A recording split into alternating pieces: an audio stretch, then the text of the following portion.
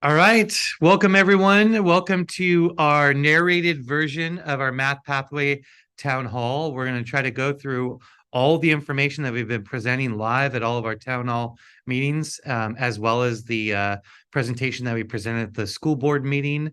And we're going to try to give you all the information that has been presented and go through a lot of the questions that we've also heard during this process and feedback that we've received during this process.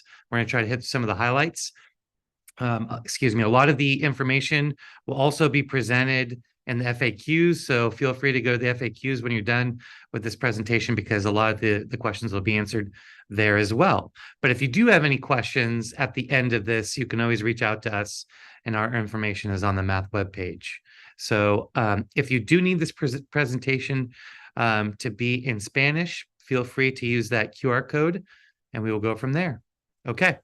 So here's our agenda for this narrated version of the Town Hall slide deck. We're going to be going through the introduction of the Math Pathway Committee. We're going to be looking at our current 6th through 12th grade math pathways. We're going to be looking at our proposed changes based on what the committee went through, the process they went through, and the proposed changes that they're recommending to Santa Clara Unified School District. We're going to be going over our comprehensive community outreach plan, which includes this process. We're also going to be going over our teacher professional learning plan, and then we can go through a lot of the questions that we've gotten and throughout this process and answer those so that you're aware of the things that we're hearing and seeing. Okay, so starting off with our mission, as I've said in all of our town hall, the mission of Santa Clara Unified School District is to make sure that all of our students are engaged in a robust, rigorous experience, but also that we're getting students to a place in 12th grade where they have all the opportunity and access to do whatever they want to do and follow any passion and dream that they so see fit.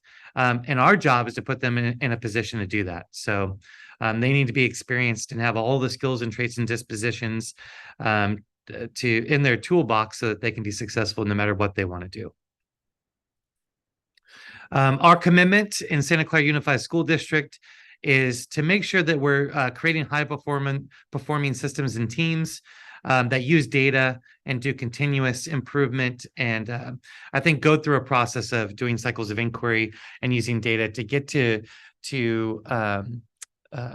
reach the goals that we want to reach based on the initiatives that we have going. And obviously, I think this process has been a really good example of a high-performing system and team, like our Math Pathway Committee, using data and going through a process to make sure that we're creating a situation that nurtures and advances the whole child. So this is one of the feedback slides that we used during the process, was having parents and community members look at white and pink index cards and write feedback on pink index cards and give us questions on white index cards. Obviously, you're not going to be doing that. Feel free to do it at home if you'd like, but you won't be doing that. But this is how we collected feedback, and we'll be going through a lot of the highlights as we go through when we get to the end of this presentation. So the creation of the Math Pathway Committee, the purpose of the Math Pathway Committee was to examine our current 6 through 12 pathways that really started at the end of 5th grade for students. Students take a placement test at the end of 5th grade that will determine whether or not they'll be in Math 6 or Math 7. So we're really evaluating, is this the appropriate and best structure and system that we can have for our students and families in the district? We looked at data, efficacy, and equity, and really based our recommendation on research and looking at comparable districts. The product that we were trying to come out with, and I think we did an excellent job of discovering, is recommending a set of pathways that will allow any of our students to get to the outcome that they wish to get to, which could be Calc AB, Calc BC, AP Statistics, data science, whatever pathway they would like to get to based on the interests and based on future goals, whether it be college or career, college and career, really. We hope that we want to set up a system and structure that they can get to that outcome in our system without having to skip any courses or important information, and that they don't have to utilize outside resources like outside tutoring, Russian School of Math, Kumon as examples, or even have to take external courses, right? We should be able to take care of all of our students within our district. And so our product that we're trying to come up with was a recommendation where we have pathways that take care of our kids in-house and have our math experts and our talent and expertise take care of our kids. So, and I think we did that. Our Math Pathway Committee members consisted of secondary math teachers, secondary principals, which secondary I should say is middle school and high school, elementary math TOSA, secondary math TOSA, high school counselor, middle school counselor, parents. Dr. Michelle Ryan, who is one of our board trustees, was on there. And then we worked and partnered with Silicon Valley Math Initiative, and David Foster, who helped come in at the end and help develop consensus amongst the group on what our recommendation would be. And I will say that we did have complete consensus on our recommendation. Based on all of those people in our committee, we had a consensus, and it was a unanimous consensus on how to move forward. So I think I am incredibly proud of that process, and I think everyone that played a part on that committee was proud of that process. One last thing I want to say is that one of the important parts of this entire process for the committee and the work that we did is that we always stopped to acknowledge who wasn't in the room during the process, right? I think we were all honored and privileged to be a part of this, but we also recognized that we were privileged to be a part of that. Not everyone could take the time off from work or be a part of this. And so we always wanted to make sure that we acknowledged the people that weren't in the room, but also acknowledged that we were making decisions for people that were not in the room as well. You know, we have 14,000 students. So how do we develop structures and pathways for people that are not represented so that we're making sure we're taking care of all kids in our district? And I am excited to announce that I think we've done that. So on that note, I'm going to hand it off to my colleague, our secondary math TOSA, Rachel Feinstein, who's going to be going through the next section of the presentation. So before we dive into our proposed pathways, let's look at what the current pathways are in our district so you can understand the changes. So in front of you now are the current middle school math pathways. The blue arrow across the top represents our on-level rigorous pathway. So for our students who are exactly where they're supposed to be, they would go from 5th grade to Math 6, followed by Math 7, followed by Math 8. However, we do allow students to accelerate in middle school, and the way in which we accelerate in our district is through skipping classes, and that process begins in 5th grade. So in March of 5th grade, students take an assessment, and based on that assessment, it is determined whether they go into Math 6 or they go directly into Math 7. It's important to note that that assessment is not assessing their understanding of 5th grade math. It is assessing their understanding of 6th grade math, because that is the class they are trying to skip. Again, when we move ahead in 6th grade, students are assessed for placement again.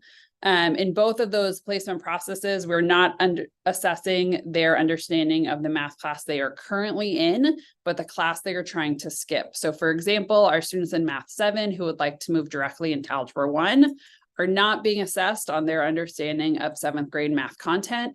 Instead, they're being assessed on their understanding of 8th grade math content, because that is the course they are trying to skip. You can see all of the places we allow skipping through the red arrows on the screen. It's important to note too that at the end of 8th grade, their 9th grade placement is determined by their 8th grade placement. So the first big change that we are proposing is that our students in 6th grade all take Common Core Math 6. So we're moving that placement process from 5th grade, and that all of our students, regardless of their placement in 8th grade, will take geometry. I'll go through what that looks like and the rationale for that in a moment.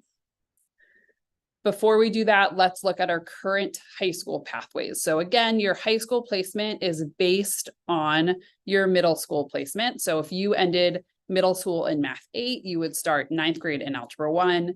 If in 8th grade you took Algebra 1, you would take 9th grade in geometry. And if you took geometry in 8th grade, then you have the choice in 9th grade to take either Algebra 2 or data science.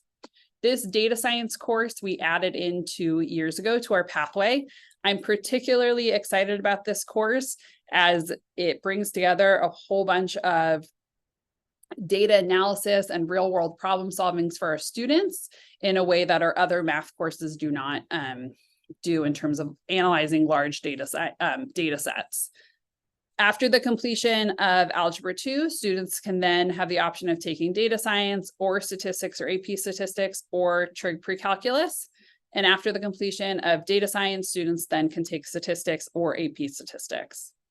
After the completion of trig pre-calculus, we see a divide in what is happening at Wilcox High School and Santa Clara High School. So for students at Santa Clara High School, they can go directly into AP Calculus BC, which is considered the second semester of a college calculus class.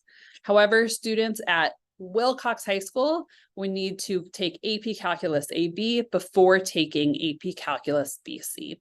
I'm not ignoring McDonald, they just do not have a fully fleshed out pathway yet.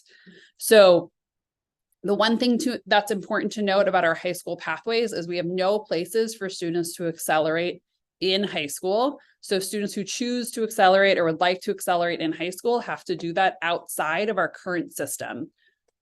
So with that in mind, the next big change is we are suggesting our acceleration be through compaction points. So thinking about taking 2 classes and teaching them together in 1 year. And we're going to proposing that one of those compaction points takes place in middle school and one takes place in high school. And I'll show you what that looks like and why we're proposing that in just a moment. So with those things in mind, let's look at our proposed pathways. So for our students who choose to not accelerate, they have 4 traditional pathways that they could take. You can see that all of them start with Math 6, followed by Math 7, followed by Common Core Math 8, and then they're moving directly from Common Core Math 8 into geometry. After geometry, students need to complete Algebra 1. And following Algebra 1, our students have options. So they can go into Algebra 2, as you see in options 1, 2, and 3, or they could take data science, as you see in option 4. After the completion of Algebra 2, students could then enroll in pre-calculus and trigonometry, statistics or AP statistics, or data science. And after the completion of data science in option 4, students could enroll in statistics or AP statistics. It's important to note that AP Statistics is a highly rigorous course that many colleges and universities are encouraging their applicants to take. As a senior, they know that for the vast majority of careers, that class is more important than calculus. If for every student who is not going to be a STEM major, AP Calculus is often AP Statistics is often the preference for those students. So all of our students without any acceleration can get to AP Statistics. So when we think about acceleration or compaction in this case, the purpose of doing that is really to get to AP Calculus. So now on your screen, you will see what optional pathways look like for students who choose to compact only in middle school. So again, you will see that they are taking Math 6 in 6th grade, followed by Math 7 in 7th grade.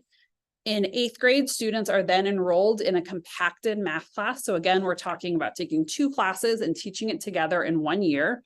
And that class would be Algebra 1 with Common Core Math 8. So those students would learn the Algebra 1 standards along with the Math 8 standards. After the completion of that class in 8th grade, you'll see that those students are enrolled in geometry in 9th grade, followed by Algebra 2. And after Algebra 2, students could then enroll in pre-calculus and trigonometry, as you see in option 1 and 2, or go directly into statistics or AP statistics.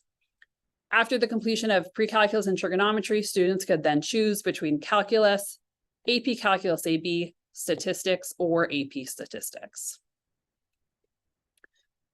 When we compare our proposed pathways to what is happening in our current pathways, you will see that the endpoint is the exact same.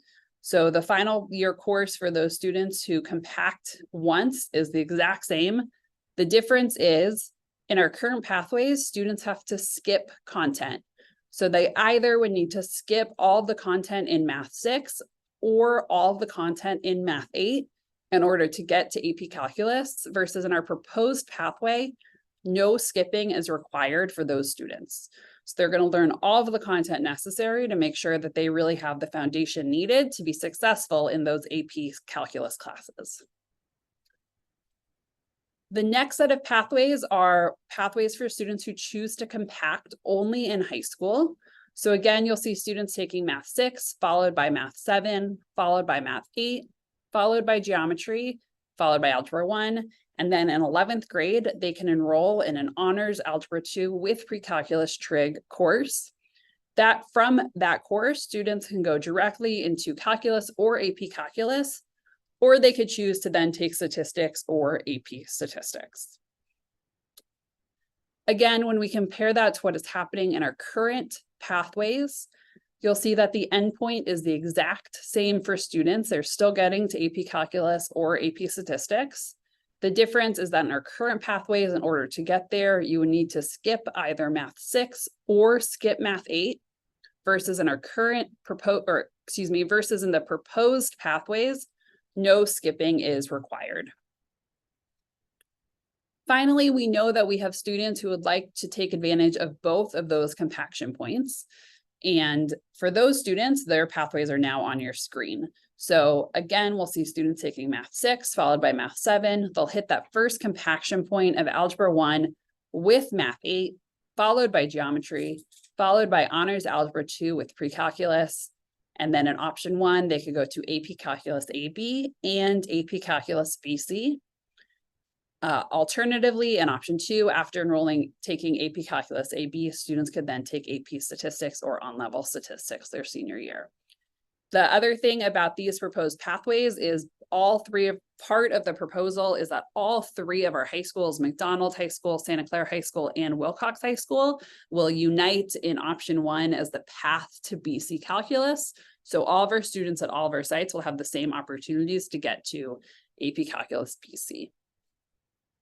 Again, when we compare that to what is happening in our current pathway, the endpoint is the exact same. The difference is, in order to get to AP Calculus BC in our current pathway, students have to skip 2 years of mathematics in middle school. They have to skip Math 6 and they have to skip Math 8, versus in the proposed pathway, they are not required to skip any content.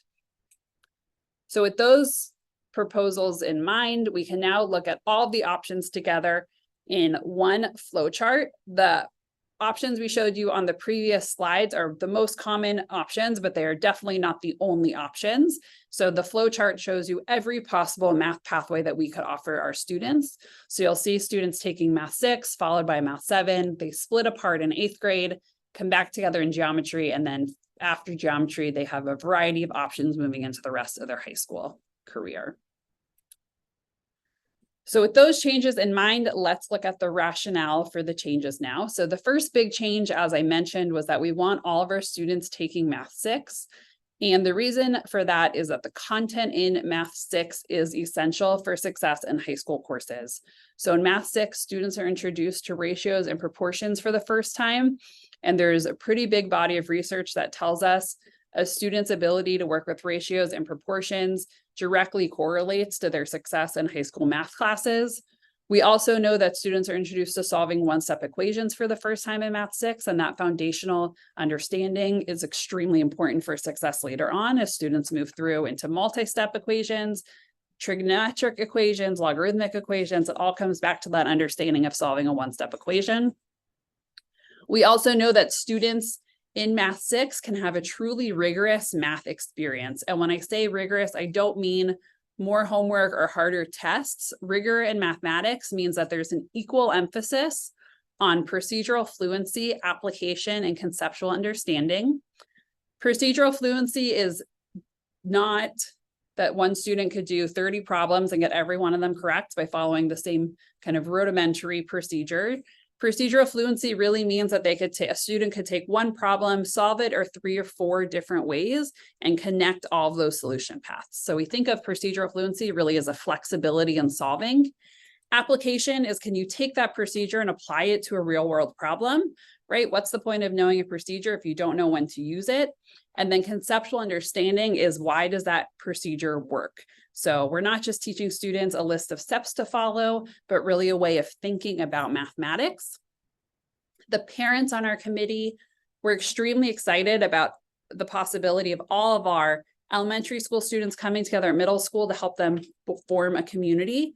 The parents on our committee, as well as teachers on our committee, understand that the placement of our sixth graders really does create a social hierarchy in our middle schools. And so trying to alleviate that a little bit for students was something that was really exciting. It's also important to note that almost every single district in our area, except for one, has students taking Math 6. Some of them have students compacting Math 6 with Math 7. Some of them have Math 6 as a standalone course, but the vast majority of districts in our area, students are learning the content of Math 6. The next big change was that all of our students in 9th grade will take geometry regardless of 8th grade placement. So part of that is because geometry does not require Algebra 1 as a prerequisite. However, what geometry does require are all the skills for students from Math 6, Math 7, and Math 8.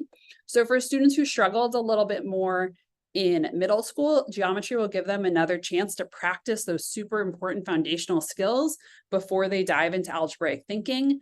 Again, for our students who struggled a little bit in middle school, they then will go directly from Algebra 1 into Algebra 2, which we know is a huge benefit to those students. And for our students who did the compacted class, they will still have the traditional experience of Algebra 1, geometry, Algebra 2. The next big change is that we moved from skipping to compaction points. So again, taking 2 classes and teaching them together in one course. When we as a committee were looking at what courses made the most sense to compact, we did quite a bit of analysis of the standards taught in Math 6, Math 7, and Math 8. And it was fairly obvious that those standards in Math 6, Math 7, and Math 8 were really distinctly different courses. Versus Algebra 1 to Math 8, there's quite a bit of standard overlap, almost a semester, in fact. So when we think about taking 2 courses and teaching it together in 1 year, it makes sense to compact where there's already standards that overlap. So instead of thinking about that class is really 2 years of content in one, because of that standard overlap, it's really a year and a half of content in one course. The other wonderful thing about moving to compaction is that the placement test will now be a suggested placement for your student as opposed to a required placement, right? So currently in our system, we have to ensure that students have an understanding of the class they're trying to skip in order to move forward. But since we're compacting, they're learning all of that content in the class. So we as a district will still provide families a recommendation based on their students' grades in Math 6 and Math 7, based on iReady and MARS, which we know are nationally normed for grade level, in order to help inform families of where we think their student would be the most successful, but the ultimate decision will be left up to families. And I think personally, that is a huge win for students and families and for us as a district. Finally, we wanted to add a compaction point both in high school and in middle school, because we know that students' interests change over time. So in our current system, student senior year placement is dictated by a test they take in March of 5th grade. And I think most people can agree that's extremely unfair. And we know that we have students who get into high school and they get in the makerspace and all of a sudden they have a spark and a passion for STEM that they never had before. And we have no opportunities for those students to accelerate. We also know that some students might have accelerated in middle school and in high school decided that they have a love of literature and no longer have a desire to be a STEM major. And they should have the opportunity to kind of get off that accelerated pathway, right? And so by spreading out our compaction points, our acceleration points, we're really meeting the needs of our students there. In the same way that Algebra 1 and Math 8 have standard overlap, Algebra 2 and Pre-Calculus also have significant standard overlap, almost more than Algebra 1 and Math 8 do. So we knew that that was a course that made sense to compact just in terms of the amount of content that would need to be taught in that course. For our rollout of the pathways, pending board approval, we are going to be implementing these pathways starting next fall, so fall of 2024. That would mean that all of our sixth graders next year will be enrolled in Math 6, and our ninth graders, where appropriate, will take geometry. I say where appropriate because we're not holding any student back. So if a student in middle school is already accelerated, they will not have to repeat geometry when they get to ninth grade. So if we have seventh graders who are currently taking Algebra 1, those students will be offered geometry in eighth grade. Students who are currently taking geometry in eighth grade will move on to Algebra 2 in high school. So please keep that in mind. We're not going to roll any student back based on their current math placement. The other thing is we will be offering both compacted courses next year because we know that students within our current system did not have appropriate opportunities to accelerate, and we want to give those students opportunities to accelerate. We know that we have juniors in geometry, sophomores in geometry classes right now who would like to accelerate and they would benefit from a compacted class in high school. We know that we have sixth graders who are unhappy with their placement and will benefit, and seventh graders who are unhappy with their placement and will benefit from that compacted class being offered. So at this point in our town hall meetings, we reminded families to give us some feedback and ask us questions. So with that, we are going to look at our community outreach plan. Okay, so community outreach plan. So obviously this is a part of it. You're experiencing it right now. So this was the schedule that we had throughout the entire process of community outreach. We went to the 5 middle schools in our district and invited everyone in our community. Could come to all of them if they would wish. But we provided pizza and water and childcare, and I think hopefully a good time and a lot of good information around math pathways and what the recommendation of the committee has been. The content of each of the meetings was the same, just as you're experiencing now in this presentation.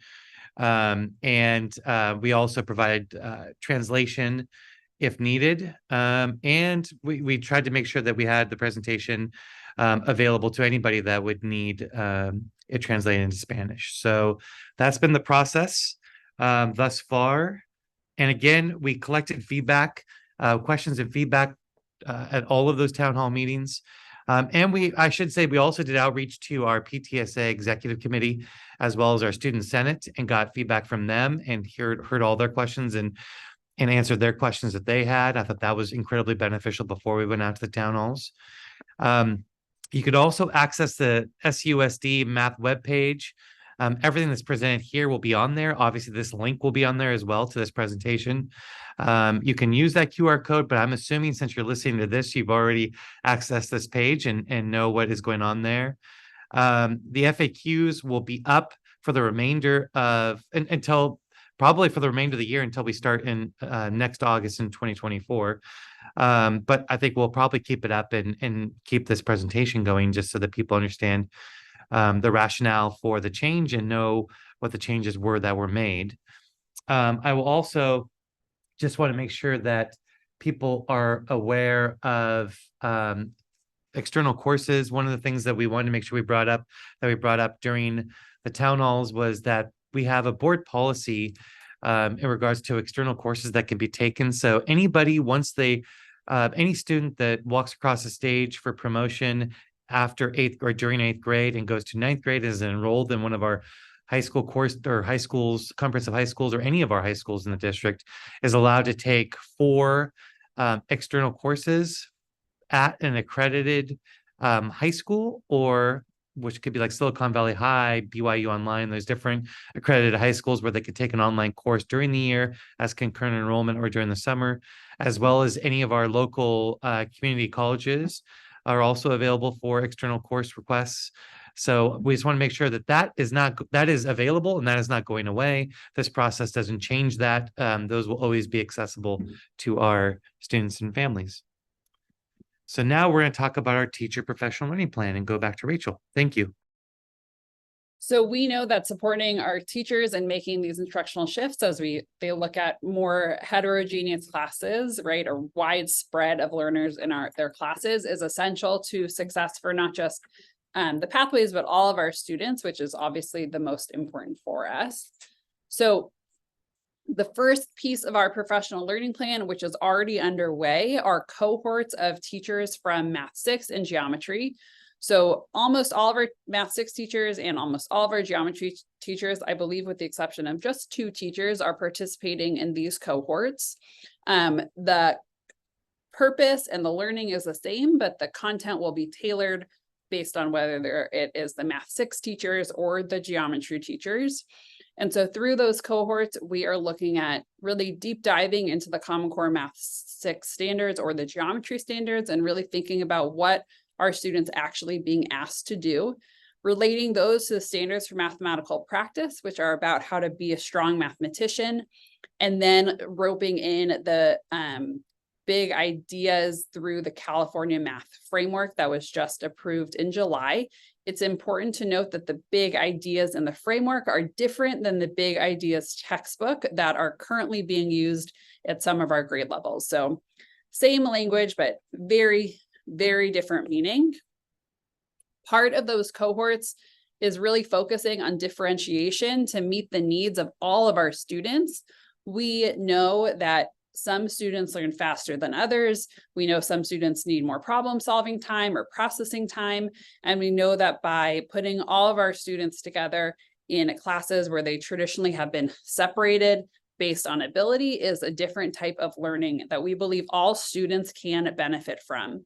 The way to differentiate in math classes is most effective through what are referred to as low floor, high ceiling tasks. So those are open-ended oftentimes and longer, more complicated, robust problem-solving activities where there's a very easy entry point. So all students can get in. I often tell students, get in where you fit in.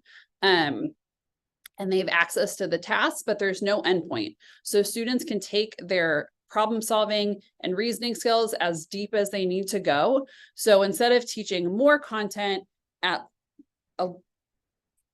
instead of teaching a larger breadth of content, we're taking the content within our courses and just going much deeper in their learning.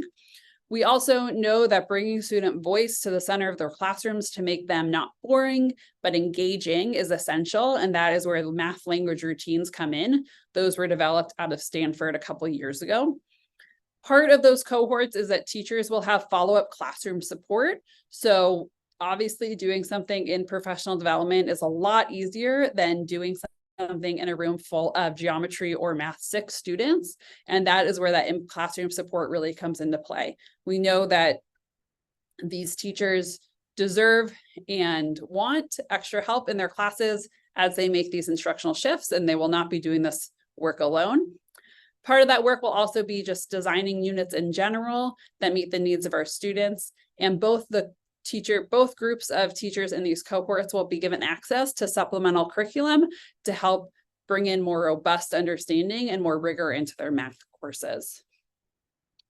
Finally, we know that we will need to develop new courses for those compacted classes, right? The Algebra 1 with Math 8 and the Algebra 2 with pre-calculus classes. So we have teams of teachers and administrators working on developing those classes. For each of those classes, we'll need to create a list of essential standards in the exact same way that we have essential standards across every one of our content areas and grade levels for our courses.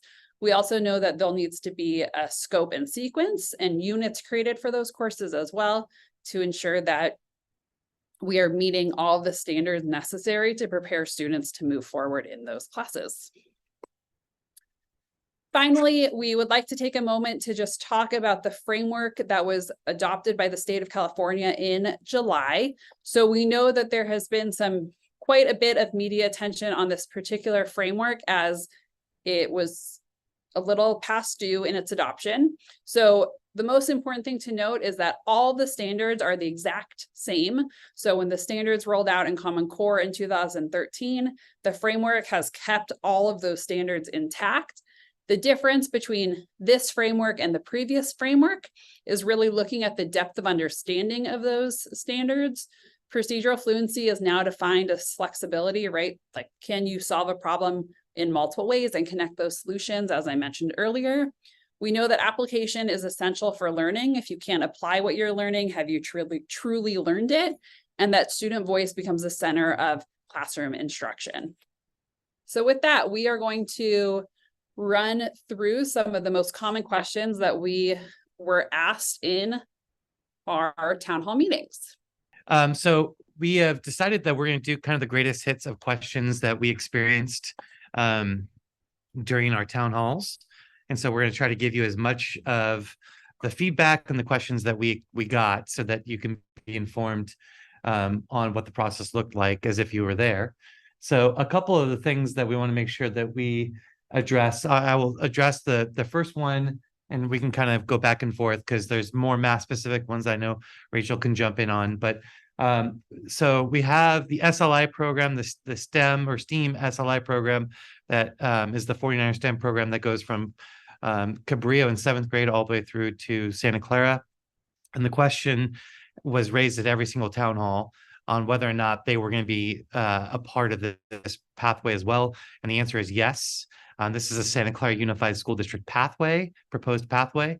And so they will be following the same pathway, right? And so we've been in discussions with the leaders from 49er STEM SLI to reimagine what the application process would be for, and I think the process for determining what students would be eligible for their program in a way that doesn't necessarily include the current existing math process. So more to come on that and what that's going to look like and what their plans will be, and that will obviously be a communication out after this proposed math pathway becomes official, if it does become official. But I just want to make sure that people are aware that yes, SLI will be a part of that as well. Another question that we have is on AP stats. We got a lot of feedback on AP stats and AP calculus, and Rachel did touch on this during the presentation, but we've received a lot of information from colleges and from SVMI and all sorts of different people. And there was actually college professors on our math pathway committee. But we have to remember that unless you're going to a specific STEM field, AP calculus is not necessarily needed for a lot of the admissions process for competitive colleges. A lot of them are looking for non-STEM majors, they're looking for AP stats because AP stats is going to be much more beneficial to a majority of the careers that folks are looking at. And then we even had an example during our math pathway committee where one of the committee members had a son that went to a highly competitive college for engineering, and they took Calc AB as a junior and AP Stats as a senior. And so it's not necessarily written in stone that you have to get to Calc BC at all costs to be competitive. And actually, we saw all over the state of California, but all over the country this year, that there were many students that got to Calc BC and got denied by a lot of the most competitive colleges because everyone is doing that now. Right. And so it's not necessarily a competitive advantage to be at Calc BC. We have to have a larger portfolio that would include AP stats. So I think we have to do a better job in our district, and I think in education, making sure that people feel comfortable with all of the different options that are out there and make sure that we have students that are well-rounded in all math. So I think that's an important one too. Do you want to take one of the questions? So we had multiple people and multiple of our town hall meetings were asking about geometry honors. So currently geometry honors is a class we do offer. However, in our proposed pathways, part of that is the removal of geometry honors. And our committee felt like that was necessary for a few reasons. Just first, from a college perspective, geometry honors does not give you any sort of GPA boost at all for the college system. So removing it was not going to hurt students in that sense. We also know that all of our students deserve a rigorous math experience, right? So if all of our students have equal emphasis on conceptual understanding, procedural fluency, and application, and all of our students have deep problem solving, and all of our students are engaging in math language routines, and the content standards are the content standards, it really felt like then honors geometry was no different of a class than what our on-level geometry class should be. And all of our students deserved that experience, right? And in removing honors geometry, we're not taking away the rigor of that class. We are just ensuring that every single student has access to that rigorous material. There was many questions that were asked as well about skipping versus not skipping content and the gaps in student knowledge that they have because they skipped content. So at our pathway meetings, we had teachers there presenting with us as well. One of the teachers was an AP calculus teacher who spoke to the fact that in his AP calculus class, he can see and kind of trace back basic skills to Math 6 and Math 8 that he knows students have skipped in order to get to his AP calculus class. We hear that often too from our Algebra 2 teachers, that students are really missing very basic skills because they were skipped, and that they knew the procedure really well when they took the placement test, but they were missing that application. So later on in their math career, when it wasn't explicitly called out, use a ratio to solve this, students didn't know how to use a ratio to solve that problem, right? And so those gaps in knowledge follow students all the way through their high school trajectory and beyond. And we want to ensure that our students have a very, very strong foundation in order to be successful in later courses. So one of the questions that comes up quite a bit was around boredom. I think we heard about boredom several times at each of the town halls. And so I think this is a tough one to overcome, only because a student being bored in class is not math specific, right? That is something in education, especially at the secondary level, we're always trying to take on.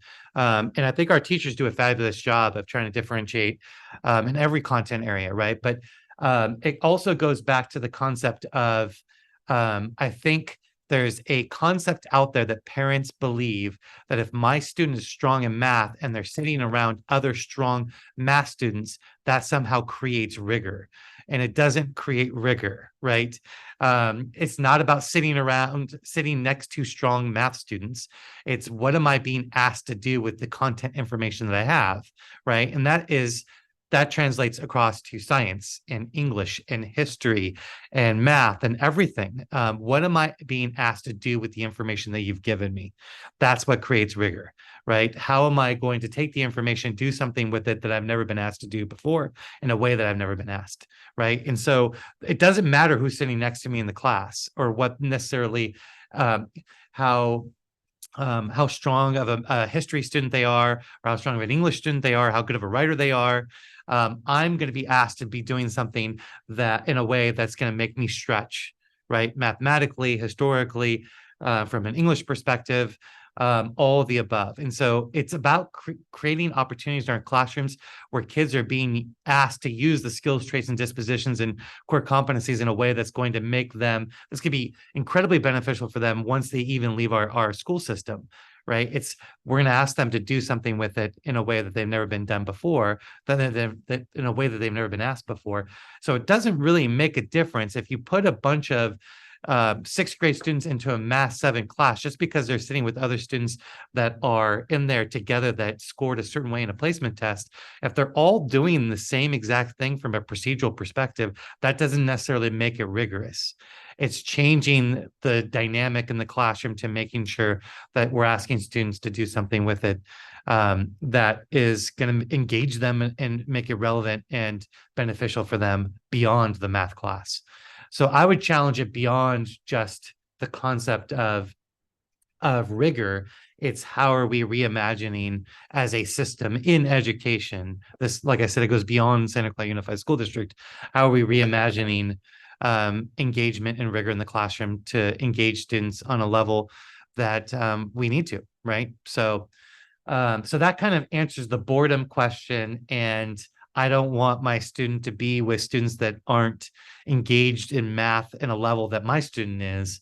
to Rachel's point earlier, differentiation occurs through a lot of different ways, but especially through application and conceptual understanding, right? Being able to do it, being asked to do it in a way that you've never done before, but also reimagine different ways of doing the same thing. So that will be exciting. I'm looking forward to that as well. I will also, oh, and yeah, I talked about the kind of differentiation is not math specific. That needs to be happening across the board. Um, I also want to kind of speak to the placement process. So, because I think we got a lot of questions on that.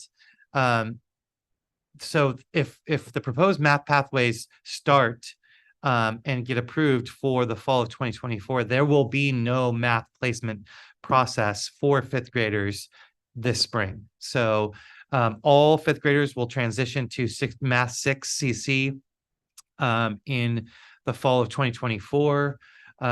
We will be using the iReady scores and the Mars tasks for current seventh graders to inform families on where they would like to place their student for eighth grade math.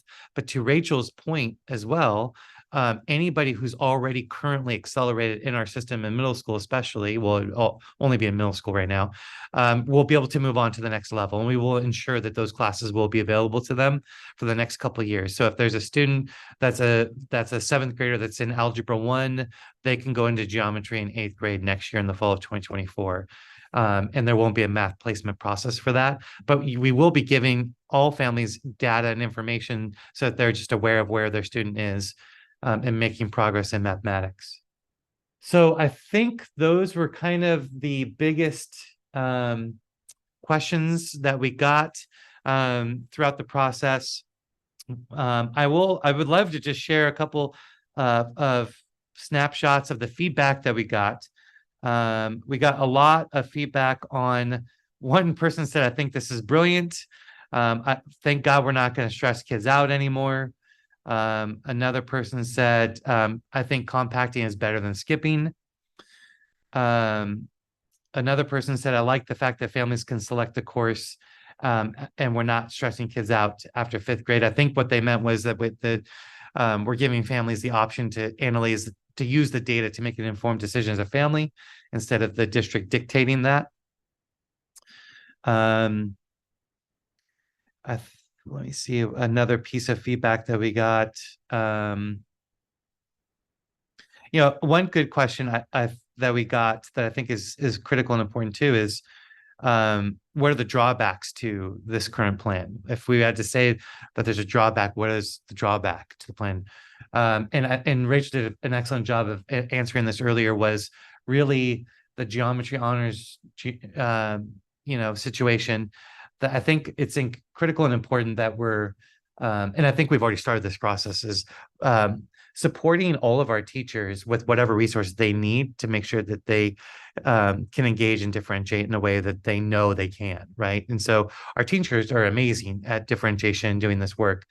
And one thing that I think is critical and important too is that when we look at fourth and fifth grade, our fourth and fifth grade students, our elementary teachers do a fabulous job of differentiation and meeting kids where they are and juggling all of those different needs in an elementary class. And then when they go to sixth grade, all of a sudden now we have teachers that are teaching mathematics that's what they do. That's what they specialize in. They're experts in mathematics.